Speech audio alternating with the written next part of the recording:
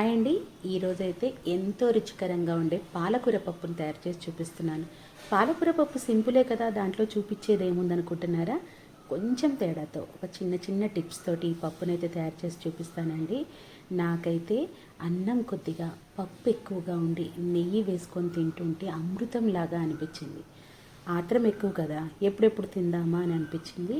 2-3 ముద్దలు పొట్టలోకి పోతే తప్ప ఆ ఆశ అనేది ఆగిపోదు. అందుకని వేడివేడిగా ఉన్నప్పుడే లాగించేస్తున్నాను.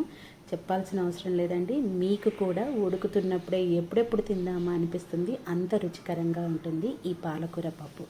చాలా సింపుల్గా తయారు చేసేసుకోవచ్చు, చాలా రుచికరంగా కూడా ఉంటుంది. అయితే ముందుగా మనకు కావాల్సినవి టమాటా, ఉల్లిపాయ, పాలకూర, పచ్చిమిర్చిని అయితే కట్ చేసి పక్కన పెట్టుకోవడం. కందిపప్పుని కడిగేసి మళ్ళీ వాటర్ పోసేసి మనం కట్ చేసుకునేటువంటి టమాటా పాలకూర కలపొద్దు కదా అని అనుకుంటున్నారు కదా, ఒక చిన్న టమాటా అయితే సరిపోతుంది. మీకు ఏదైనా అనిపిస్తే ఆ టమాటాని కూడా స్కిప్ చేసేసేయండి. తర్వాత పసుపు వేసుకొని 2-3 విజిల్స్ వచ్చే వరకు ఉడకనివ్వండి. ఇక్కడ ఒక టిప్ ఉందండి. మీరు బాగా మెత్తగా కావాలి అని అనుకుంటారు కదా పప్పు, అలా కాకుండా బద్దగా ఉండేటట్టుగా చూసుకోండి. ఇంకొక విజిల్ వస్తే మెత్తగా ఉడికిపోతుంది అనుకున్న దానికంటే ముందే కుక్కర్ని ఆఫ్ చేసేసేయండి. బద్దగా ఉంటుంది కానీ మెత్తగానే ఉడికిపోతుంది. ఇప్పుడు ఒకసారి పైన మెదుపుకోండి, బాగా పప్పు గుత్తి పెట్టి మెదపకుండా. స్టవ్ మీద బాండిని పెట్టేసుకొని ఆయిల్ వేసుకొని ఎండుమిర్చి, ఆవాలు, జీలకర్ర, కరివేపాకును వేసుకొని సన్నటి మంట మీద వేయించుకోండి. మనం చేసే ప్రతీది కూడా పప్పు టేస్ట్ని మరింతగా పెంచుతుంది. తర్వాత ఉడికినటువంటి కుక్కర్లో ఉన్నటువంటి పప్పునంతా కూడా బాండిలోకే వేసుకోండి.